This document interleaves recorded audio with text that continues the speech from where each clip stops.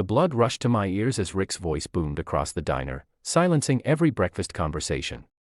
You know she can't pay, yet you serve her anyway. Do you want your wages docked? His finger jabbed toward my chest, then toward the small yellow-jacketed figure hunched in the corner booth. Time seemed to stop as 30 pairs of eyes swiveled between us, construction workers with forks midair, elderly couples frozen in mid-bite, even Martin the line cook peering through the service window. The little girl's shoulders curled inward, her gaze fixed on the untouched egg sandwich I just delivered. The shame radiating from her tiny frame made my chest physically ache. In that moment, I knew every single person in that diner saw me for what Rick wanted them to see. A foolish waitress breaking rules for a charity case. What they couldn't see was the carefully counted quarters and dimes the girl brought each day, or how she watched the door with frightened eyes as she ate. My name is Vera. I'm 27 and a waitress working through night school. This is the story of how I turned a public humiliation into the most unexpected second chance of my life. For 3 years, I'd arrived at Waverly Diner at 5 a.m. to prep for the morning rush. Construction crews, teachers, retirees on fixed incomes.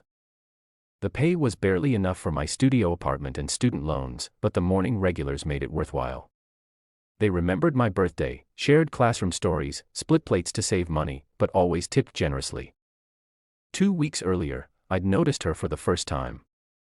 A girl no older than 10 slipping through the door at precisely 7 a.m.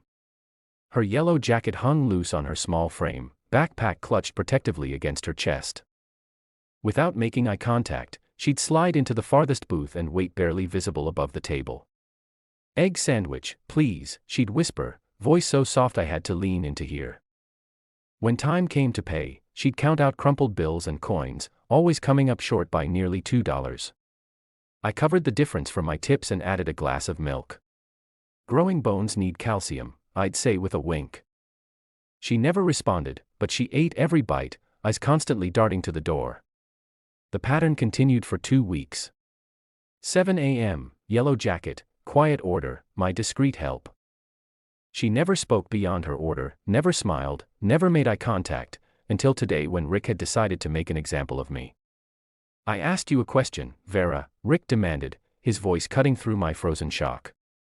Behind him, Danny smirked, already pulling out her phone. I knew my humiliation would be circulating in the staff chat within minutes. She's just a child, I managed, my voice steadier than I felt. I can't let her go to school hungry. Not your problem, Rick snapped, loud enough for the entire diner to hear. No more freebies or it comes from your check. The little girl abandoned her sandwich, scrambling to gather her backpack. Before I could reach her, she was out the door, a flash of yellow disappearing down the street. In my office now. His cramped back office smelled of cigarettes and cheap cologne. A warning notice lay on his cluttered desk. Sign here, he said without looking up from his invoices. Consider this your first and only warning about unauthorized discounts. Rick, she's just a kid trying to not our problem. He cut me off.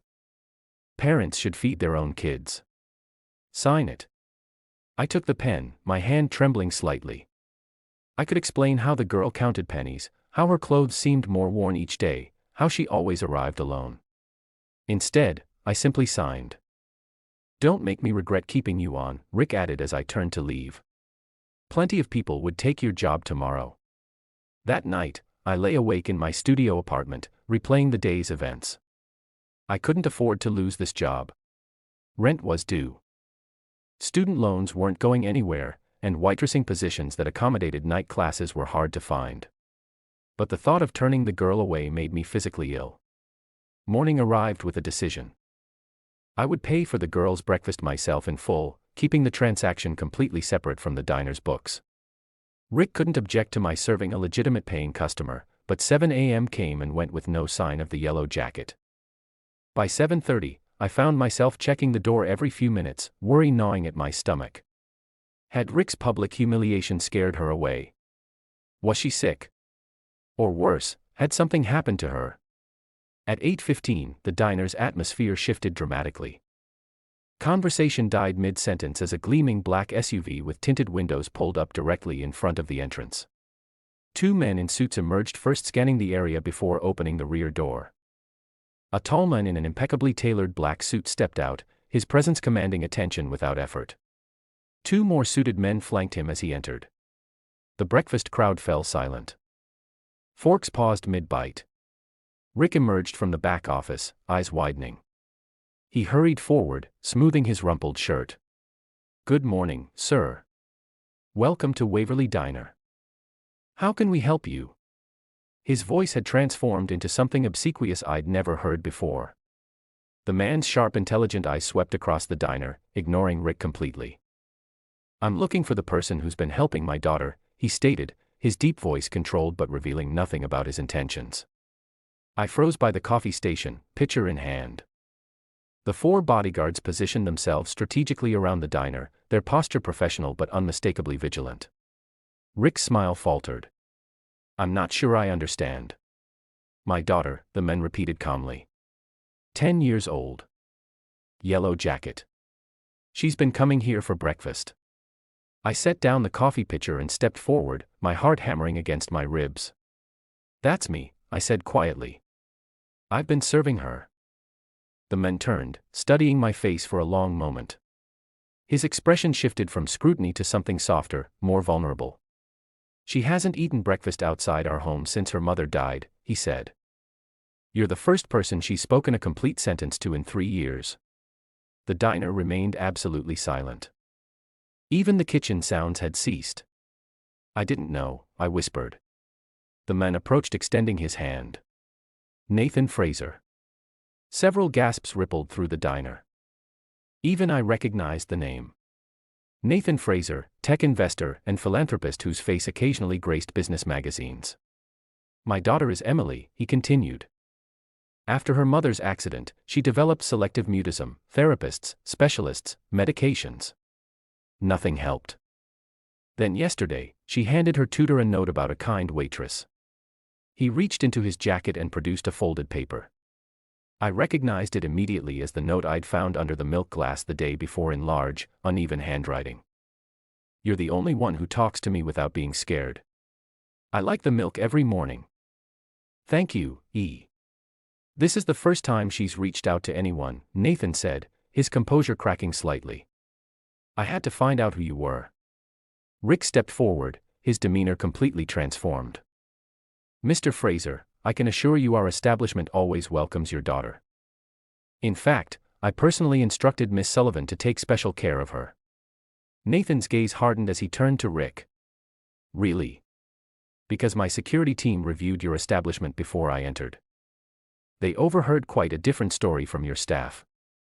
Rick paled visibly. Behind him, Danny had stopped filming and was slowly backing toward the kitchen. "Where is Emily today?" I asked. Concern overriding my awe. "At home with a cold," Nathan answered. "She was upset about missing her breakfast here." He turned back to Rick, his tone measured but firm. "I don't need your apologies. What I need are people like her." He nodded toward me. "In my organization." From his pocket, he removed a business card, handing it to me. "Miss Sullivan, if you're interested in opening your own restaurant, I'd like to fully finance it." I stared at the card, my vision blurring with tears. "I don't understand." "You showed kindness to my daughter when she was invisible to everyone else," Nathan said simply. "I'd like to return that kindness." The diner's entrance chimed. A small figure in a yellow jacket slipped inside, followed by an older woman who must have been her caretaker. Emily, no longer anonymous, no longer just the girl, approached me slowly. For the first time, she looked directly into my eyes. "Will you still have egg sandwiches?" she asked in a small but clear voice. I knelt to meet her gaze, tears flowing freely now. "Every single day if you want them." Emily smiled, a tiny fragile thing, but unmistakably real. 1 month later, E&V Mornings opened its doors 6 blocks from Waverly Diner. The cozy cafe, its name a combination of Emily and Vera, featured warm lighting, comfortable seating, and a special corner designated for school children. A small sign on the wall read, "No child turned away. All students welcome." I had insisted on keeping prices affordable. The restaurant's business model included a suspended meal program where customers could prepay for food that would go to someone who couldn't afford it. Emily came every morning before school, her yellow jacket now accompanied by a small apron embroidered with the cafe's logo. She didn't speak much, but she helped arrange napkins and wrote the daily specials in her improving handwriting. Sometimes Nathan joined them, sitting quietly with his laptop while Emily worked alongside me. Other times, he sent the car to pick Emily up afterward, always with a generous tip and a note of thanks. Rick had sent me a lengthy email apologizing and offering my old job back with a substantial raise. I didn't respond. Several former Waverly Diner regulars now frequented E&V mornings instead. Martin, the elderly line cook, had joined my team, bringing his secret hash brown recipe with him. When local news caught wind of the story, reporters requested interviews. I declined most, but agreed to one brief statement. I didn't do anything extraordinary. I just refused to ignore a child who needed to be seen. The reporter pressed for more details about Nathan Fraser's involvement and the financial arrangement behind the cafe. I smiled. This isn't about money. It's about creating a space where kindness is the default, not the exception. On quiet afternoons, I sometimes caught Emily watching me with a thoughtful expression. She was slowly emerging from her shell, not in dramatic bursts, but in small significant moments. She now greeted regular customers with nods, occasionally whispered comments to me about the pastry display, and had started keeping a journal of her own. One morning, Emily arrived with a carefully wrapped package. Inside was a framed photograph of herself smiling tentatively, holding an egg sandwich. Beneath it, in her distinctive handwriting, "Thank you for the milk when I was thirsty and the kindness when I was hungry." I hung it behind the counter, a quiet reminder that sometimes the most important acts of kindness are the ones no one else notices. Last week, I spotted Rick through the cafe window, standing across the street watching our busy morning service. Our eyes met briefly before he turned away. I felt no satisfaction in his discomfort, only gratitude that his public humiliation had led to this unexpected second chance. Emily tugged at my apron then, pointing to a new customer who had just walked in, a young boy, maybe 12, with worn shoes and careful eyes. Without a word, she grabbed an egg sandwich and glass of milk from the counter and brought it to his table herself. As I watched her small act of kindness, I realized something profound. When we're publicly shamed for our compassion, we have two choices: retreat into self-protection or double down on kindness. Emily had taught me to choose the second path, and in doing so, had helped me find not just a new career, but a purpose. The boy looked up at Emily with surprise as she set down his breakfast.